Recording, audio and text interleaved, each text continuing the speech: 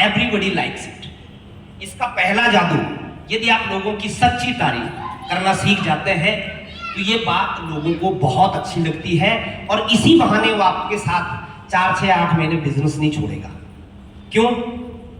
क्योंकि उसके घर में उसकी पत्नी उसको पसंद नहीं करती, तारीफ नहीं करती, या किसी के हस्बैंड उसकी तारीफ नहीं करते। हमेशा बोलते हैं कि तेरे से तो कुछ होने वाला नहीं है, तू नालायक है, तू तो मेरा बोझ बढ़ाने के लिए आ रखी है। मैं भी ऐसा होता है, तेरे बच्चे भी ऐसे ही हैं। वो ये नहीं देख रहा कि बच्चे मेरे भी, तेरे बच्चे भी ऐसे ही हैं, तुझ पर ही गए, है ना। माँ बाप भी बोलते हैं कि भैया हमारी सबसे बैड इन्वेस्टमेंट है ना, ठीक है। उसको दुनिया में कोई नहीं बोल रहा कि तू कुछ कर सकता है, लेकिन एक व्यक्ति है, उसकी अपलाइन, जो उसको बोल रहा है कि यार तू कुछ कर सकता है। वो उस अपलाइन को कभी भूल पाएगा? नहीं। Everybody likes it. यदि आप ऐसा कर सकें, लोग आपके साथ टिकेंगे। कितने लोग चाहते हैं कि उनकी टीम के लोग उनको छोड़ के ना जाए? इस बात को यदि आपने इंप्लीमेंट करना शुरू कर दिया, मैं गारंटी के साथ बोल सकता हूं आपके साथ बहुत बड़ी टीम खड़ी होगी। ओके, तो ऐसा कर सकते हैं, है ना। लेकिन ध्यान ये रखना है कि तारीफ और चापलूसी में अंतर होता है ना। तारीफ करते करते कहीं, है ना, आपने खाना खा लिया, आप सो गए, इसको कन्वर्सेशन नहीं। और यदि आप गुणों की तारीफ करते ना, तो सामने वाले व्यक्ति को भी लगता है कि हाँ ये बात, इस बात का ध्यान जरूर रखना। अगर उसको ये एहसास हो गया, है ना, किसी काले को आपने बोल दिया आप बहुत गोरे हो, तो उसको पता है भैया ये तो जो है मक्खन लगा रहा है ना। हाँ, इस बात का ध्यान रखना है। तारीफ और चापलूसी में अंतर होता है। दूसरा, क्या जादू करती है ये एडिफिकेशन। अच्छा, कितने पुरुषों की पत्नियां भी यहां पर हैं जिन्होंने हाथ खड़े किए? अच्छा बहन जी आप हैं, सच बताइए, इन्होंने तारीफ की है? हाँ देखो, चोरी पकड़ी गई भाई साहब। जोर लगता है, लेकिन किसी तीसरे व्यक्ति के बारे में बोला जा सकता है।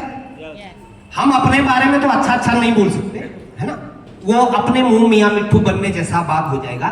लेकिन अपनी अपलाइन के बारे में बोला जा सकता है ना। एक प्रैक्टिकल थोड़ा सा कर लेते हैं। यदि आप ऐसा करेंगे तो आपको जो है मैक्सिमम रिजल्ट्स मिलेंगे।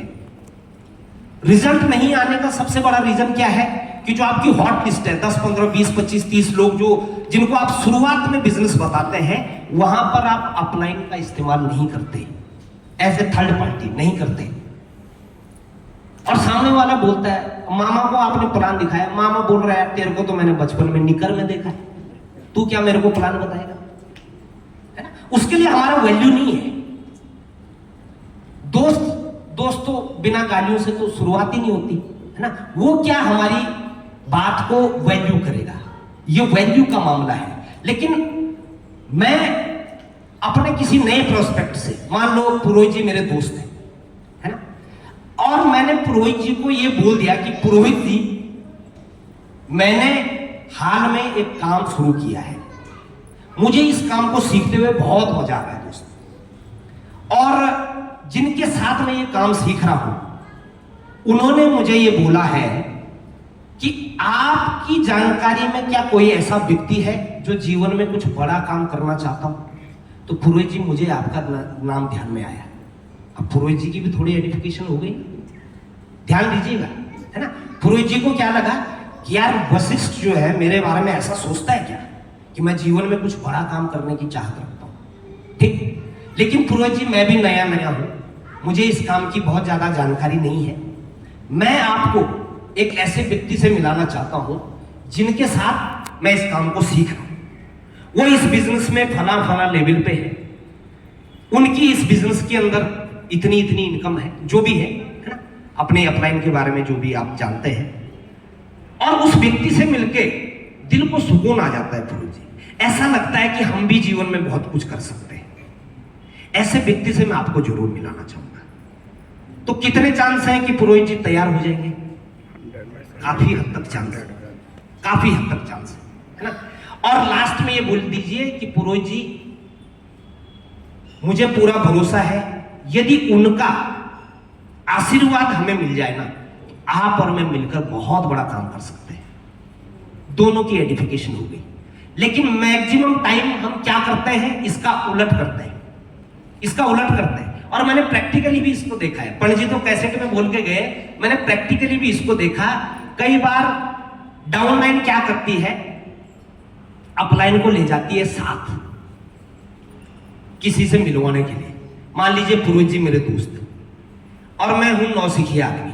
आरसीएम में शुरू में सब नौसिखिया होते हैं, शुरू में होते हैं, मानते नहीं है वो अलग बात है लेकिन होते जरूर है ना।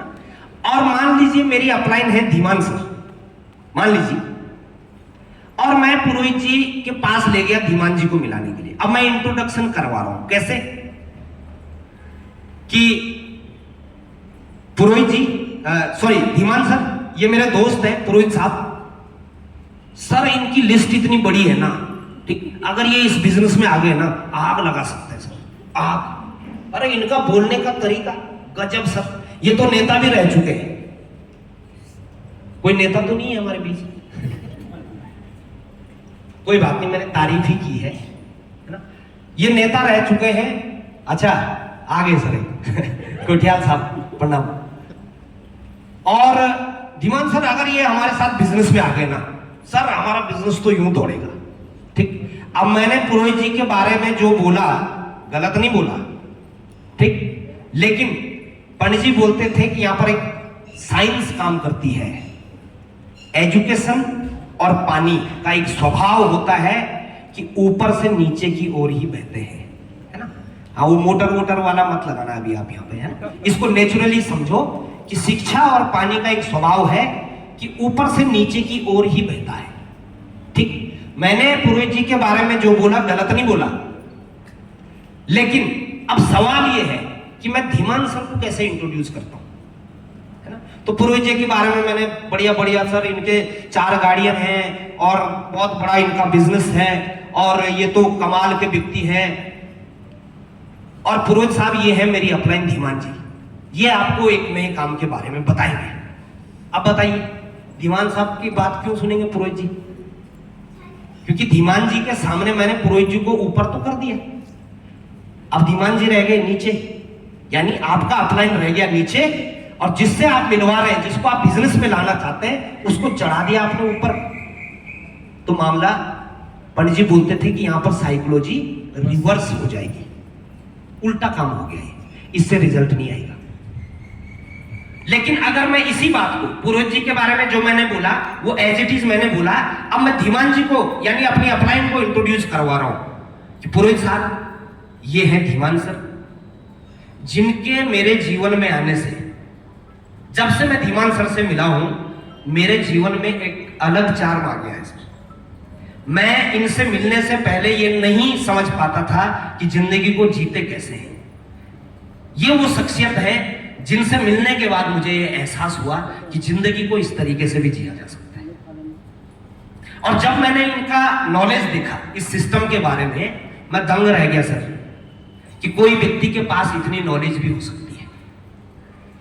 मैं किसी और की बात मेरी समझ में आए ना आए सर, धीमान सर की बात मेरे दिल में घुस जाती है सर। और यही वो जो है कि मैं धीमान सर का बहुत बड़ा फैन हूं, और मुझे पूरा भरोसा है कि यदि आप भी इनकी बात को आधे घंटे पौन घंटे सुन लेंगे, जो इस सिस्टम के बारे में आपको बताएंगे, मुझे पूरा भरोसा है पुरोहित जी कि आज तक आपने जिंदगी को जिस तरीके से जिया, आज आपके सामने एक और तरीका नजर आएगा कि जिंदगी को इस तरीके से भी जिया जा सकता है।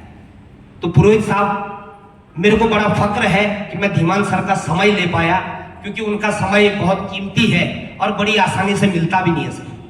मैं जानता हूं कि आपका भी समय बहुत कीमती है, लेकिन मैं पिछले 3 महीने से, पिछले 1 महीने से, 2 महीने से, जो भी है ना, एक बातचीत को आप रखें, धीमान सर से ये रिक्वेस्ट कर रहा हूं कि सर मेरे एक बड़े अच्छे मित्र हैं, यदि आपका समय मिल जाए, यदि आपका मार्गदर्शन और आशीर्वाद मिल जाए, तो वो मित्र हमारे साथ मिलकर इस सिस्टम में बड़ा काम कर सकते हैं। तो पुरोहित साहब, धीमान सर आपसे कुछ बात करेंगे। कितने % चांस है कि पुरोहित जी ध्यान से सुनेंगे? सुनेंगे ना? ठीक। तो ये काम अधिकतर लोग नहीं करते, वो अपलाइन को ही बोल देते हैं, एक मुर्गा फंसा के ला रखा सर, है ना, बस आप इसको किसी तरीके से ज्वाइन करा दो, बाकी का काम हम कर लेंगे। ये आप जो है धारा के विपरीत चलने वाला काम हो जाएगा सर।